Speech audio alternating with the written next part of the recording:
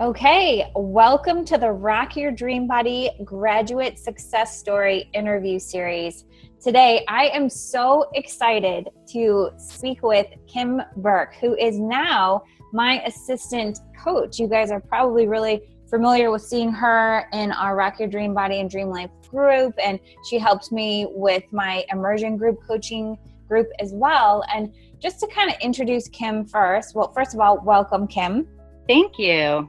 Yeah, so just to kind of tell people a little bit about you and you know, to kind of kick us off in this conversation, Kim was actually one of my Immersion students last year.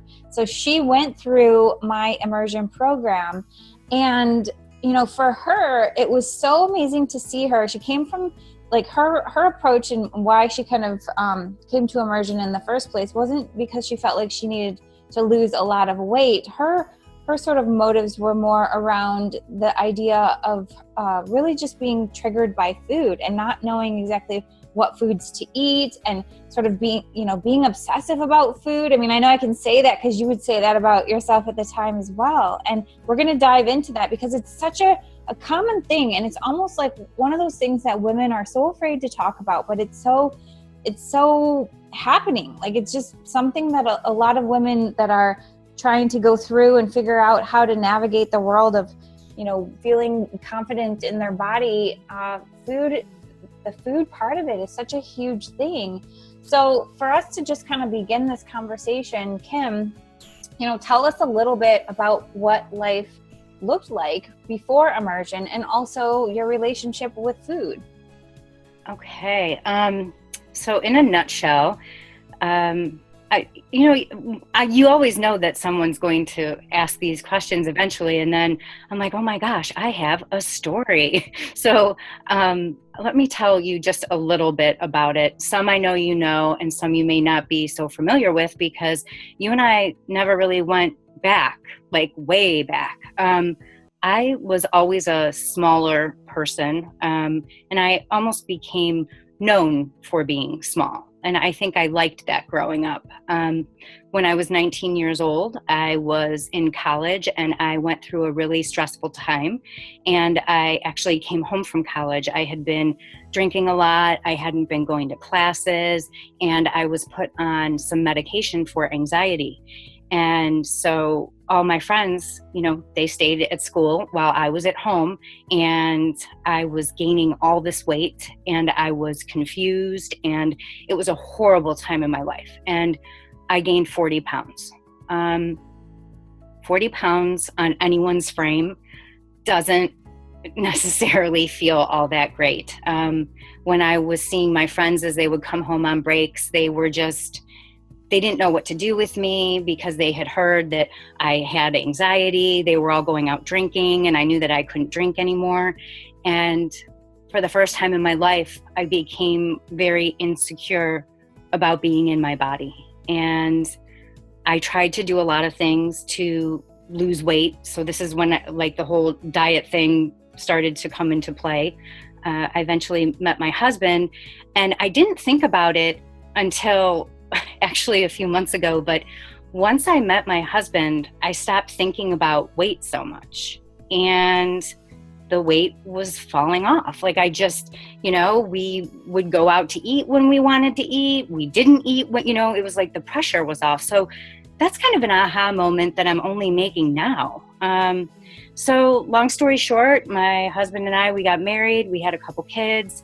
I naturally lost weight, and I started getting into fitness and eating right. So this is where we start to take a bit of a turn. The whole fitness and eating right, gone wrong.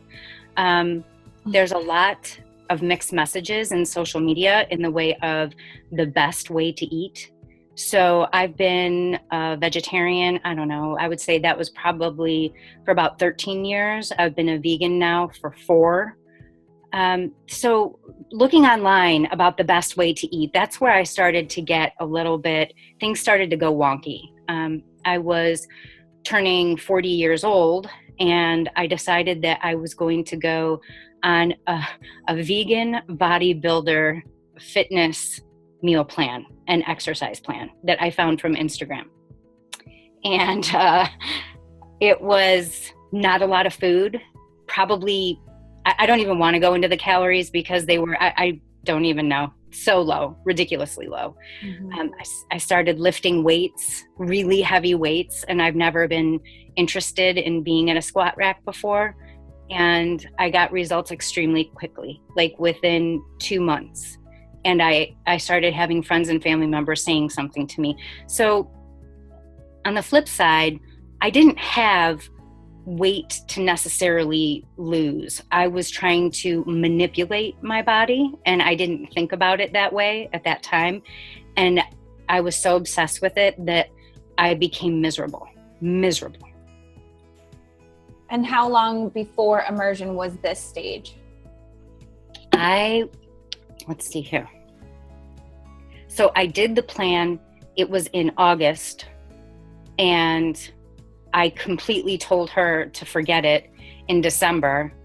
And I went from December until the following fall when I met you, because I tried to navigate alone.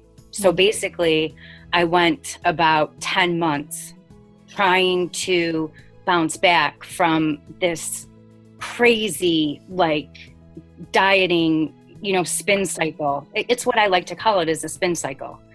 And I started to get worried about myself because nothing was I just felt like I couldn't eat anything anymore. It's like you read 2 different articles and they tell you to do 2 different things. And I was petrified that I was going to gain weight the way I did back when I was a teenager. And it was consuming my life. And I heard you on a podcast, and that's when you were talking about freedom and freedom from body jail. And I had never heard that term before. And it just spoke to me like nothing else. Yeah, that's so common. I feel like, so you were working with like a trainer, like a nutritionist or a food person previously, and that was how it was like that she was setting up your plan for you? Yeah. Mm-hmm.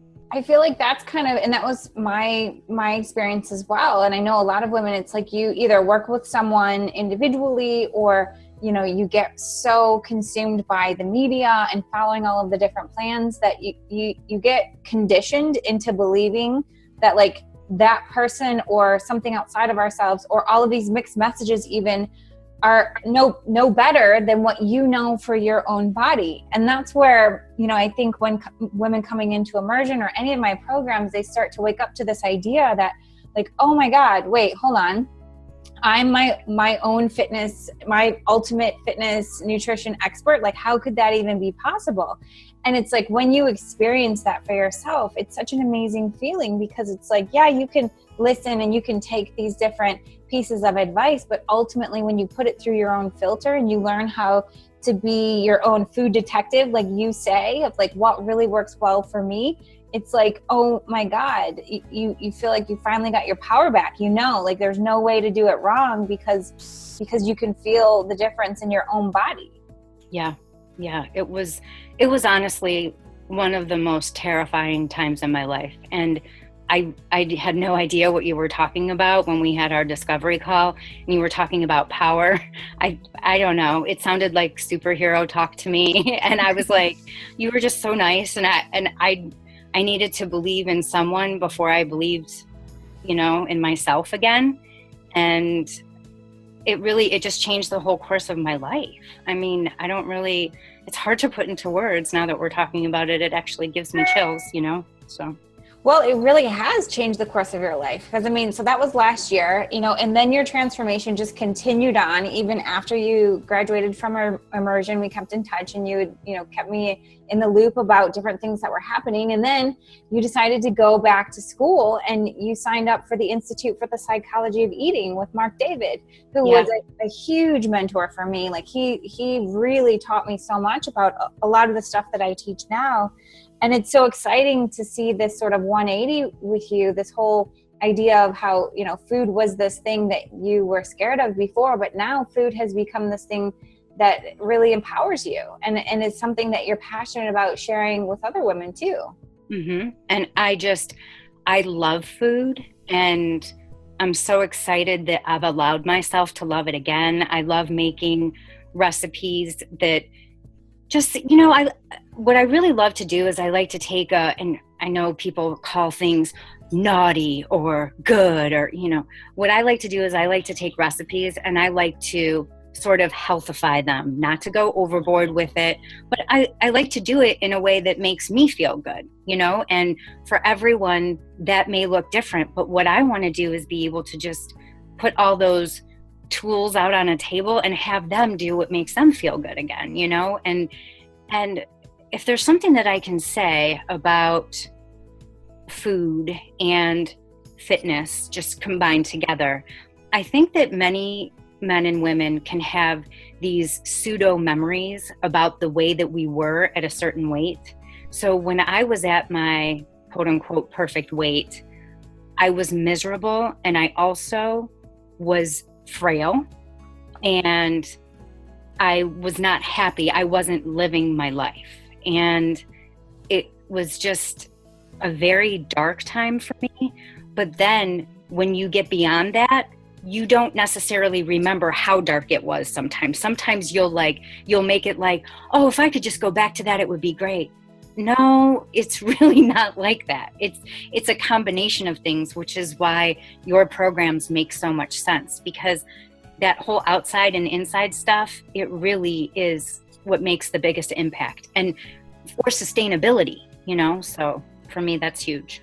Yes. And, you make a really good point there. That's actually something that we talk about a lot, like in Immersion and with private clients and so forth, like this idea of when you think back to those times in your life where your body was either, like in this particular case, you're talking about being frail and being obsessive about food. That's clearly a time where you were motivating yourself through fear. You were using starvation diet type, that kind of a method to reach your goals. Like those are the times where you recognize, like, clearly you were not supporting your body. Clearly it was not about nourishment. But then you mentioned another time in your life where the weight just kind of fell off. Yeah. And when we start to look at these different scenarios, like I love sort of looking back at the past, not getting stuck in it or being like, oh man, that, like being sort of a victim to it, but looking at it from that sort of objective perspective and saying, what was the difference? What was the difference between the time when I lost weight effortlessly and the time when I was so focused on it that I was obsessed and it was uncomfortable and miserable, like you said?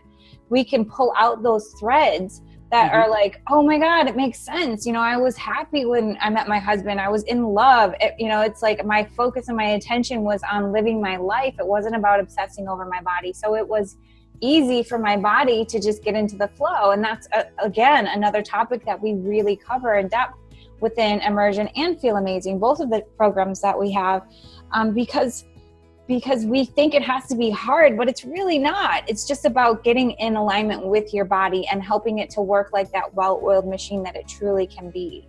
Mm-hmm. Yeah, I definitely agree. So true.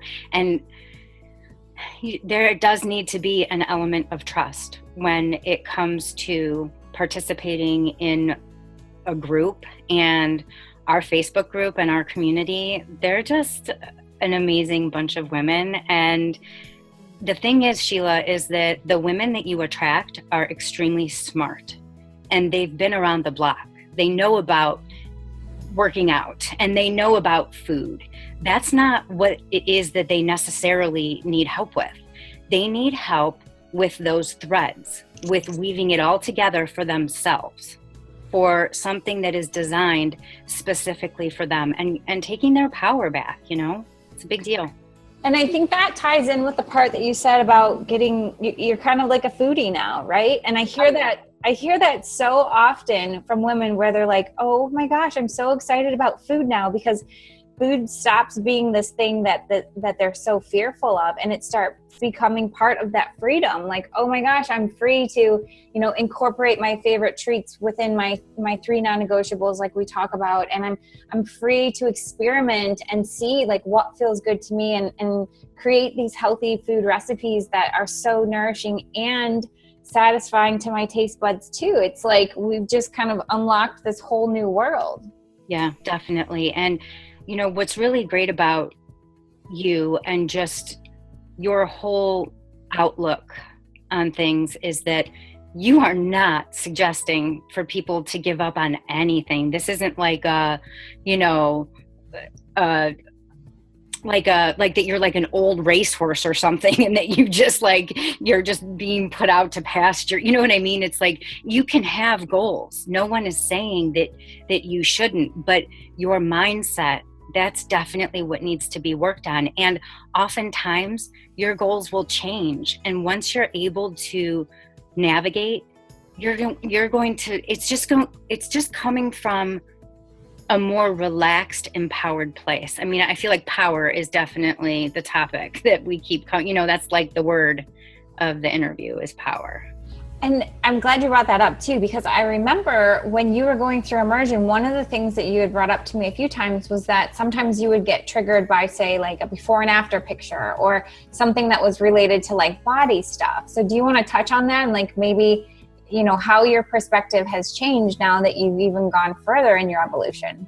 I do. I think that social media is a fantastic tool. I love social media just as much as I love it.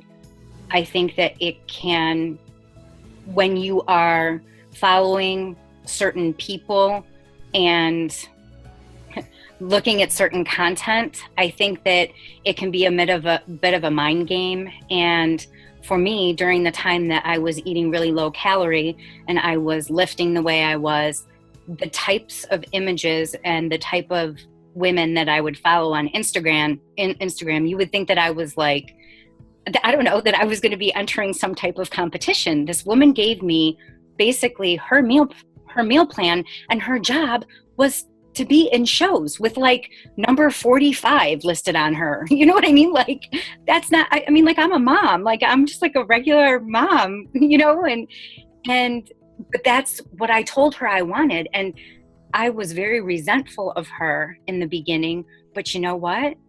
I shouldn't have been, because she gave me what I wanted.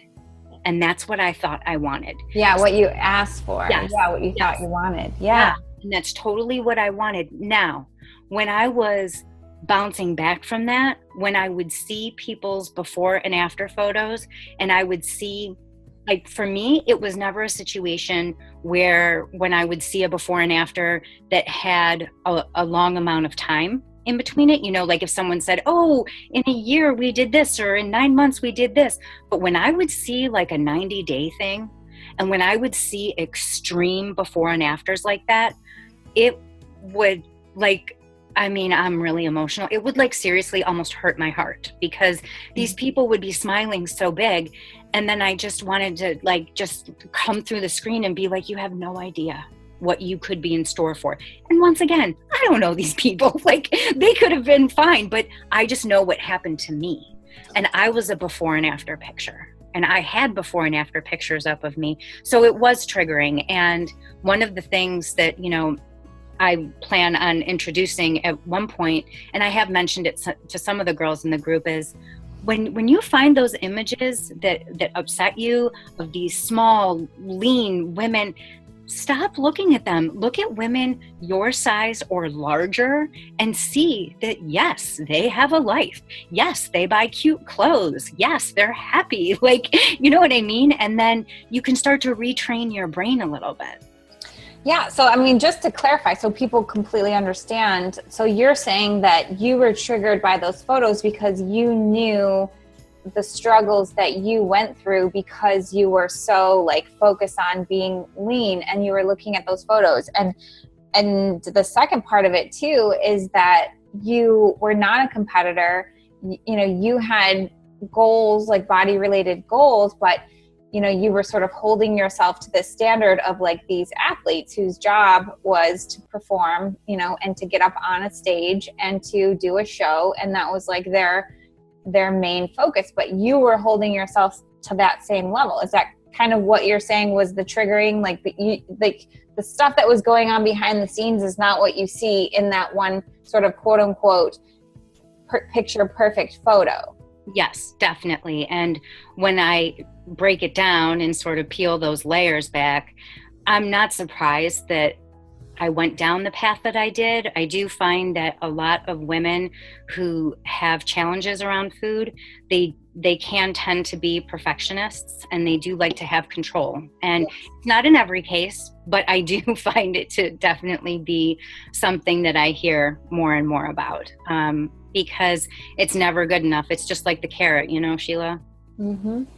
Yeah, I mean, I can completely relate to that. It's always, it's interesting. The women that I attract to these groups are, like you said, very smart, intelligent women who know what they want, know how to get what they want, and they do hold themselves up to that higher standard. And the reason why I attract them is because that's exactly who I am and who I was all along on my journey. And so it's like when you come together and you realize, like, we want to be the best versions of ourselves, and sometimes we're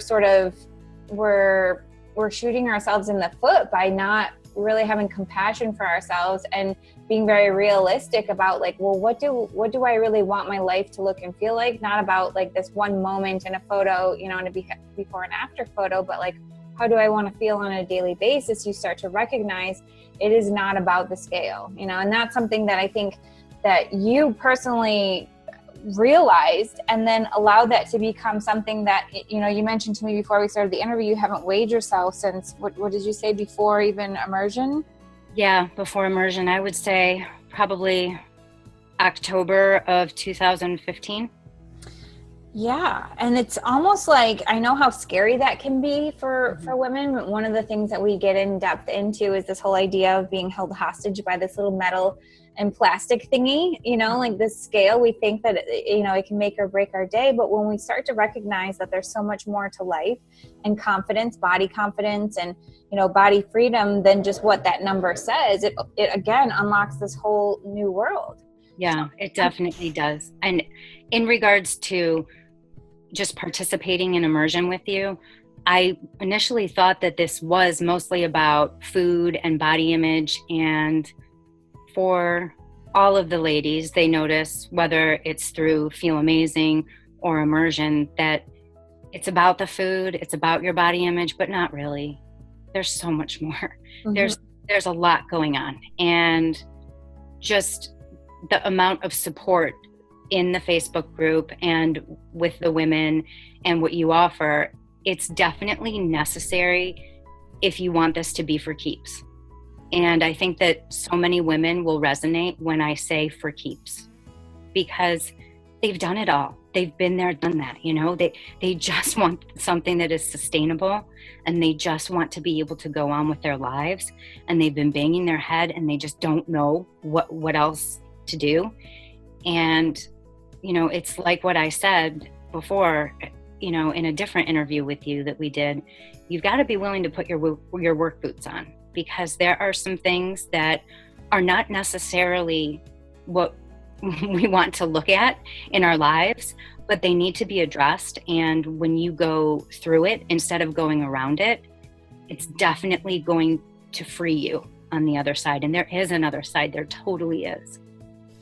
So what were some of the things that came up for you? Like initially with the program, you thought it was just about food and body. Like what were some of the things that you discovered were those underlying things as you went through the program? Well, when I entered the program, I was at a point where I had pretty much pushed everyone away in my life when it came to friends. Like literally, it was just sayonara. All I did was, I told people I was too busy. I didn't make time for anyone. I wasn't really even making time for my husband. I was so focused on food and fitness and reading self-help books on how to make myself better that I was caught in this nonsense of fixing, just of trying to fix myself. And looking back on it now, I know that the very thing I needed was to come out of my room. The very thing I needed was other people. And I remember telling you on our calls, I don't want to be bothered, Sheila. I want to be alone. It's less aggravating when I'm by myself. I'm an introvert, which I do not take that back. I still am an introvert, but I was definitely using that as a bit of an excuse. Mm-hmm. So you're isolating. Definitely isolating. Besides that, it just, we had some things going on financially with our daughter being in college. And so every time something would come up, it would just be so much easier to numb out, and it was my behavior around food. Like when immersion came was, we haven't gotten into this, and I certainly don't mind talking about it because I know that it will definitely resonate with at least someone who's listening. But before immersion, I was like, I don't want to say like sneaking food, but like I would go and I would buy like these cookies, and I was like, okay, Kim, you're so smart. You bought one for every day of the week, and there's 7 packages in here. And so I would, take them home from the grocery store. I would put them in the pantry. And then all of a sudden I'd look down and there would be 7 empty wrappers. Mm-hmm. And I was like, this is weird, because that's just not the type of person that I was. And then I would like take the wrappers and I would put them in a paper towel. And then on top of the paper towel, then I would put them in a plastic bag, and then I would put them deep in the garbage. You know what I mean? It was like, mm-hmm. There's no way that you're like, what are you doing? And it was scary. It was, and after it happened a few times, that's when I ended up finding you, and I knew that I needed to get back to a better place, because that's not who I am. I'm not the type of person that's like afraid of being home alone because I'm going to have my way with food.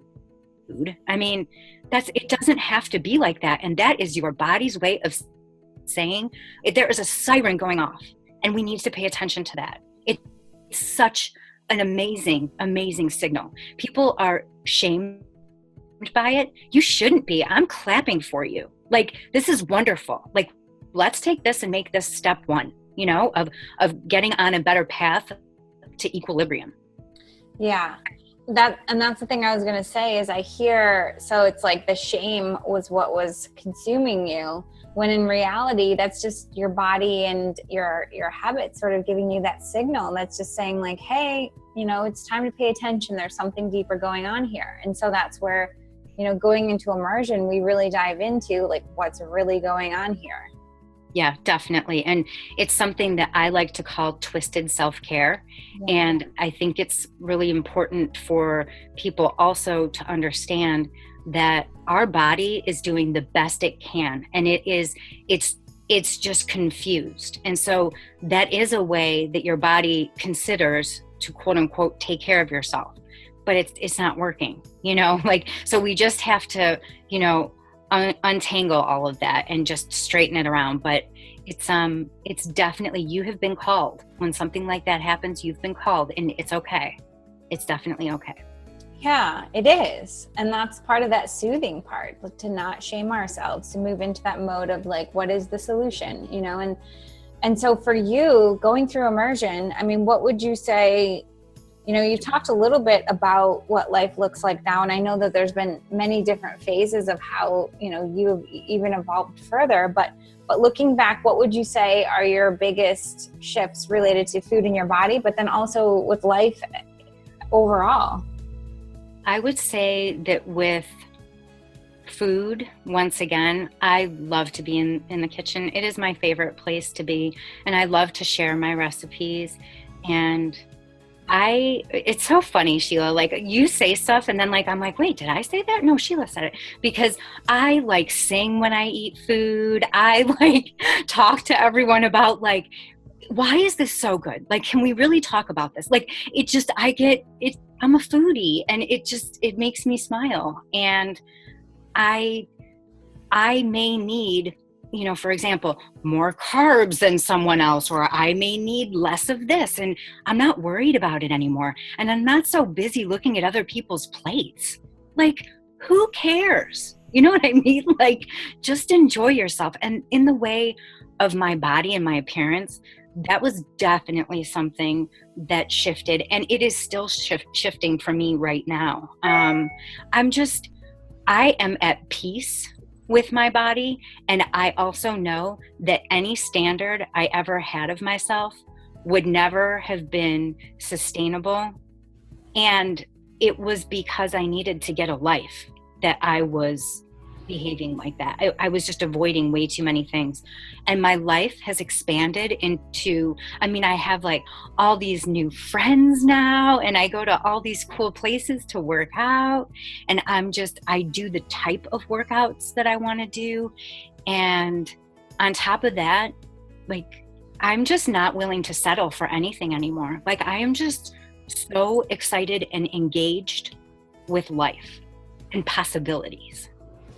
Yeah, I love that. And I love that you're saying like the settle part. That's the part that I think I talk a lot about, you know, trading in your ho-hum, like the life of just getting stuff done and crossing things off the to-do list with this life of like possibility, and knowing that we really do create our own reality. And yes, this program is about breaking free from yo-yo dieting and self-sabotage, but really what it truly is about freedom and about giving ourselves permission to live the life of our dreams. And I think for most women, and maybe you can speak to this as well, like we tend to put everybody else's needs in front of our own. And what happens is that ends up showing up as this, you know, either obsession with our body or lack of self-care, lack of paying attention to our body.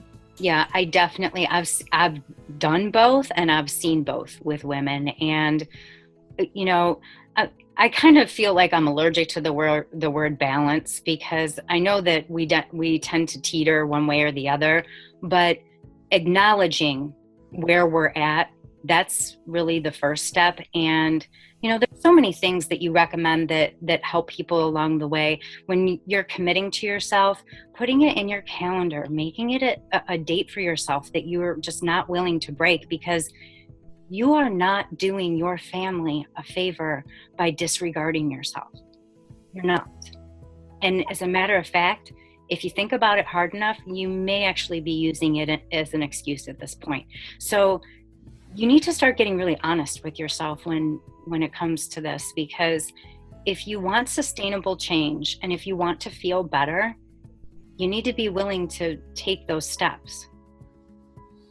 It's so true, you know, and I think that for women, a lot of times, and we've talked about this before as well, and I talk about this on Facebook Lives too, that for women, a lot of times we feel so selfish to give ourselves some time, you know, to give ourselves time to take a bubble bath or to do this inner work, like to go and, you know, invest in ourselves, to do a program and then to read the coursework and journal. Like that's just such a thing that I think we feel so much shame about, you know, putting that time aside for ourselves when we could spend it with our family. But what I've noticed, and I know this is something that happened for you as well, is that when women do this work for themselves, it cannot not positively affect their families, especially if they have children, you know, and it shows up in being able to be that example of what it looks like to be an empowered woman who takes care of herself and who doesn't pass along these sort of negative emotional habits to our kids. Yeah, definitely. And, you know, that's something that we've gone over before. When my daughter came home from college over the summer, she had gained, you know, probably like the freshman 25 instead of the freshman 15. And she was depressed and she was beside herself. I mean, it hurt my heart so much to see her in so much pain, because she knew that she had just basically disregarded her body. And she didn't know what to do in a reasonable way to get to where she wanted to go. And I basically used your principles on her for the entire summer.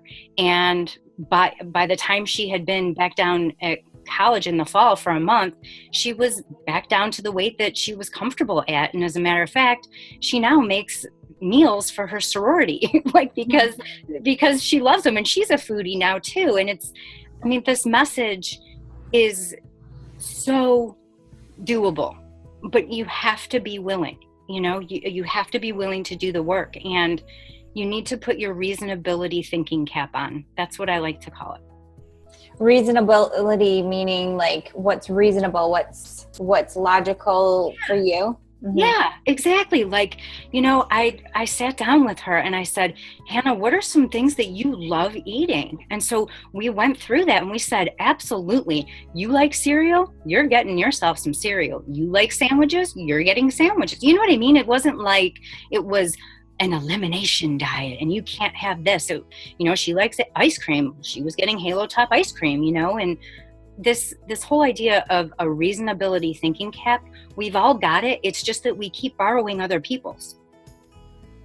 Yeah. Or we don't really think that far into the future about like, what's the plan? Like, what's the ultimate plan? What do I see myself doing? And, I love, like, I've seen her posts in our Facebook group about how, she sees other girls just like busting their butts on the treadmill and just, really getting into that super restrictive mindset. But when you really step back, and she's doing this, like when you step back and think about like, what do I want? I want to feel good. I want to have energy. I want to feel confident in my body, but I also want to go and have fun and like, go to the sorority parties and not feel like I need to be a hermit, like, not do the isolation thing, because that's not sustainable and it doesn't feel good. No, it's not. And that's the thing. When you talk about your own story and how when you reached your at the time ideal, can we really even ever say there's an ideal? We always get these numbers in our head, but whatever. But that you didn't want to go out with your friends, like that's really sad, because everyone else is doing something, not that you had to join the crowd, but it was like you didn't trust yourself enough. And here you were going and to Whole Foods on the weekend and having your way with the samples because you hadn't had, good meals all week. That's your body. Your body is saying, hey, let's just do something that's more regulated, like it doesn't have to be like a trigger for me is cheat day. Cheat. I don't like it. Because it's almost like you're doing something wrong, right? Like you're doing something bad. Right. And you're saying, why don't you have some non-negotiables? And guess what? You can have a non-negotiable on Wednesday. And gosh darn it, if you want on a Saturday, you can have it too. You know what I mean? Like, it doesn't have to be that way. Yeah. It's so interesting.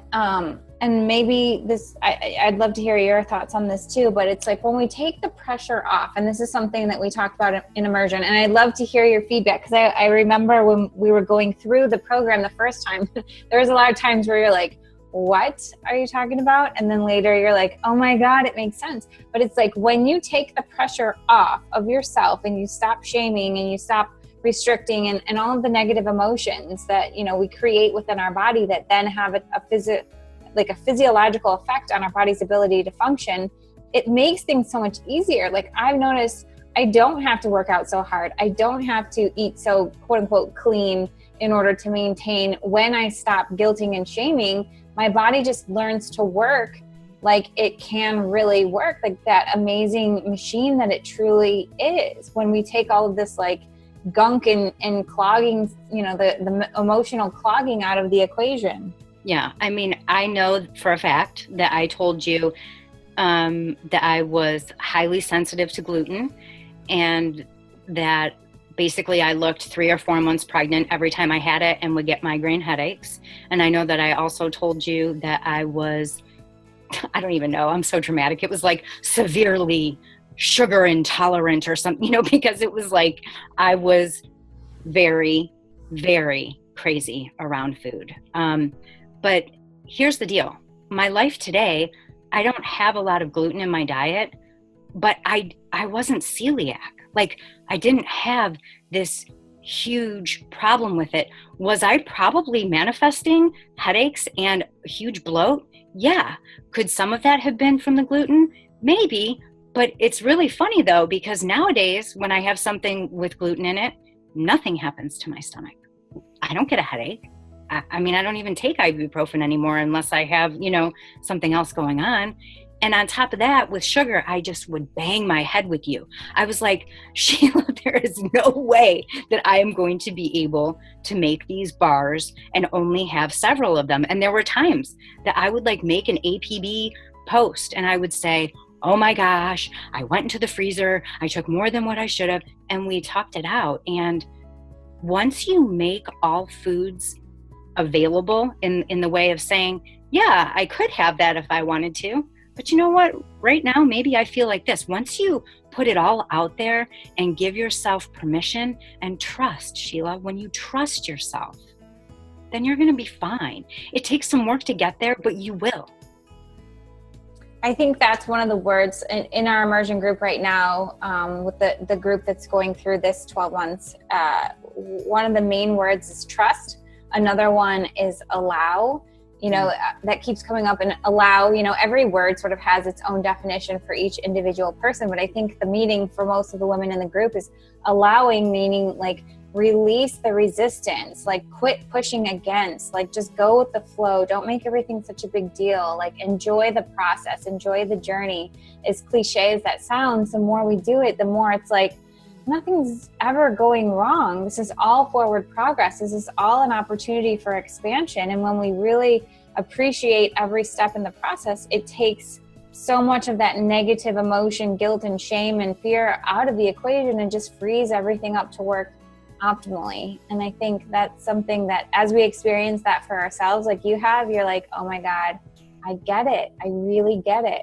Yeah. And it's funny because when you mention how you would talk about these things with us, half the time I would be, oh my goodness, Sheila, I was so mad at you sometimes. Because I just kept thinking, she doesn't understand. She just doesn't know what it's like to be me. Like, and I've said this on a different interview with you before. It was just almost like, oh, Miss Santa Monica. You know what I mean? It was like, you really know what it's like, and you do, and you've been there, and I've been there too. And there really is a different and better way. And once again, it's so possible. It's totally possible.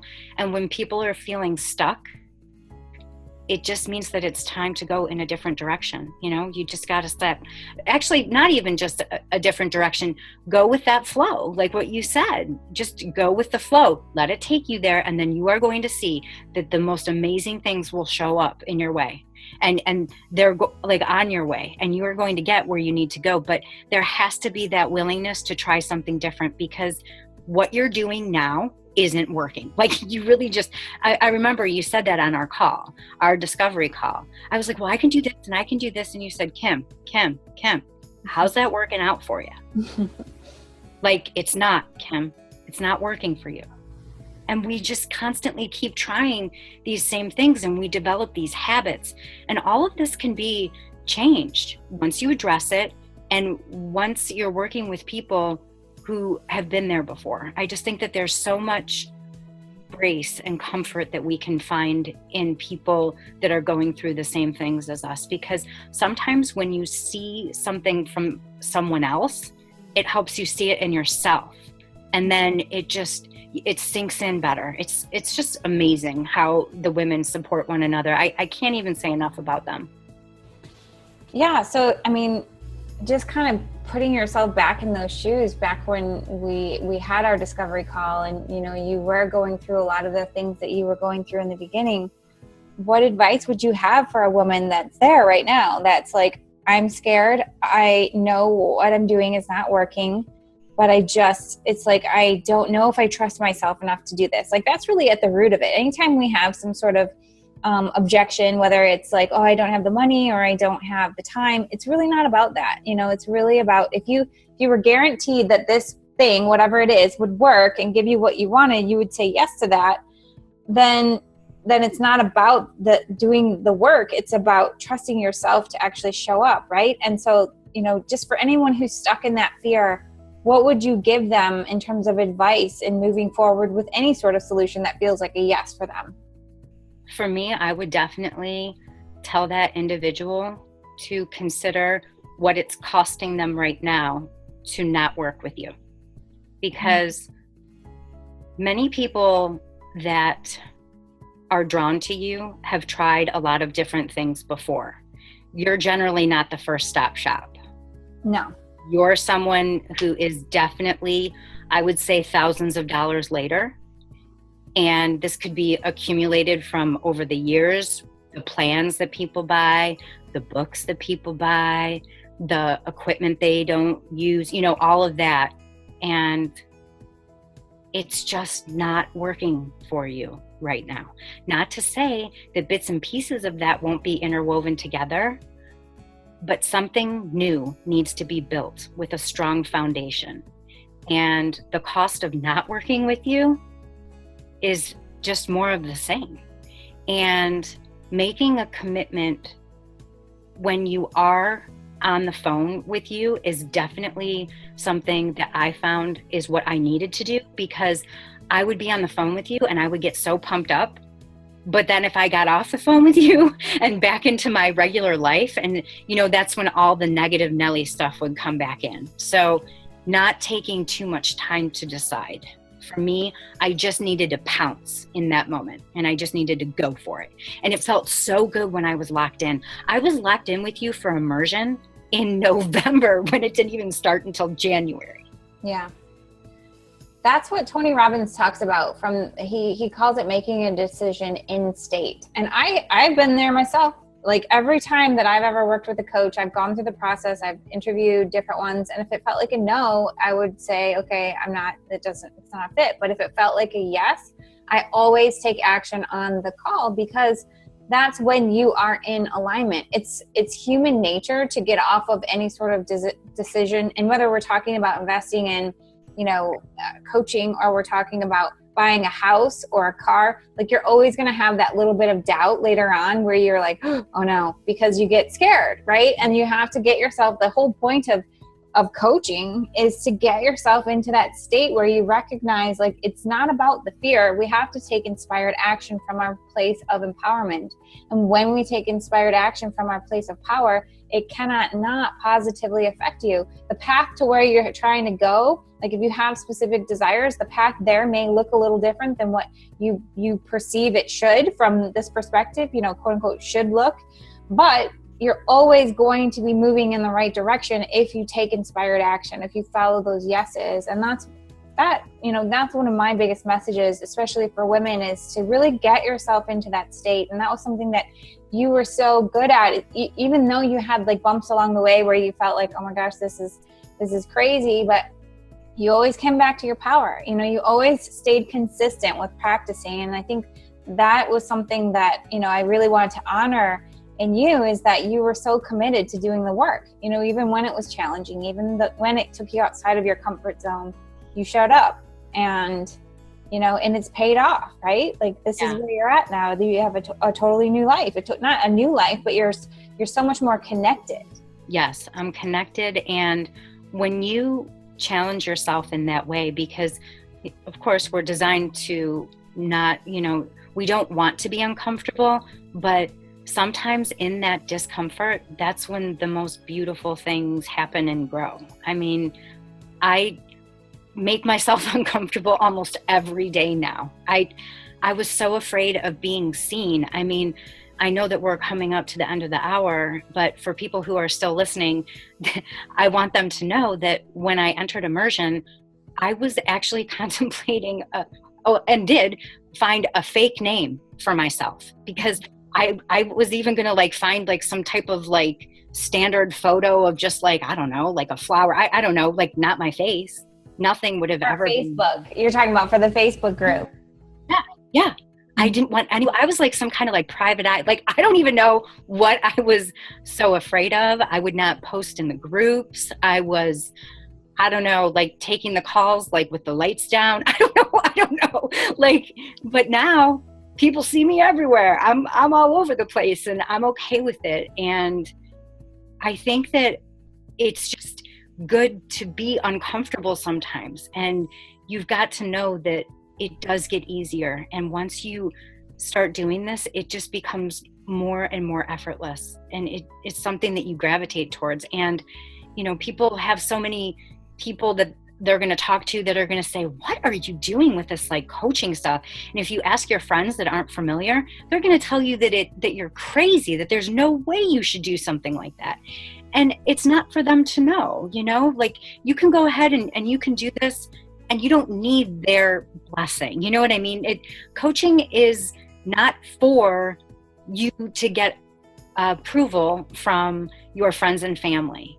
Sometimes you just have to do things on your own, and you're not always meant to be understood. And I know that can feel really uncomfortable, and it's okay. I did it and it's fine now. I'm working with people and I want to make it my living. So what I think is really interesting is that so you mentioned that, and the thing that comes to mind for me is that a lot of times this happens with women and their husbands, right? I know you kind of went through that a little bit in the beginning as well. Yes. Where they don't understand. They don't know what coaching is. They don't know they don't understand the benefits. They weren't there on our conversation. They don't know what Immersion or Feel Amazing is all about. And so investing in yourself is really something that you have to do in that self-trust. That investment is the first step in prioritizing yourself. And then the most interesting part of all is that at first it's like you really have to sort of enroll them in your vision. Like, here's why I'm doing this. Here's why this is going to benefit our family. Why this is going to benefit my relationship, our relationship together. And then what happens is that as you start going through the process, they start seeing the changes in you. And I can't tell you how many times I've had women say that their husband said to them to tell me, thank you, because I feel like I've got my wife back. Yeah. Thank you. I feel like she's the woman that she is meant to be. She's not, stuck in her fear anymore. She's shining. Or they'll get really curious and they'll ask about certain things, and they'll start to want to be doing the things with her that she's doing within the program. Yeah. It's amazing. And the thing is that's okay if in the beginning people aren't on board. You don't need that. You really don't. They will come around. You don't have to force an effort on them. They will see those changes in you, and that's the proof positive that it's working. Yeah. And then it's like at that point you don't need their validation anymore because you already have your own. That's the point of all of it. It's just winning, like everyone's winning. Yeah.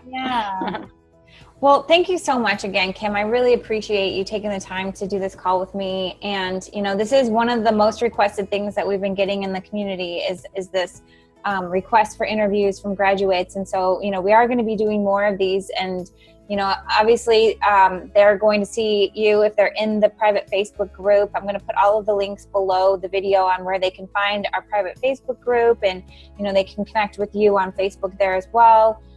If you want, we can connect if you're in Instagram too, if you want to leave that as your Instagram handle so they can find you there. But then just to wrap up, do you have any last words or last things that you want to share?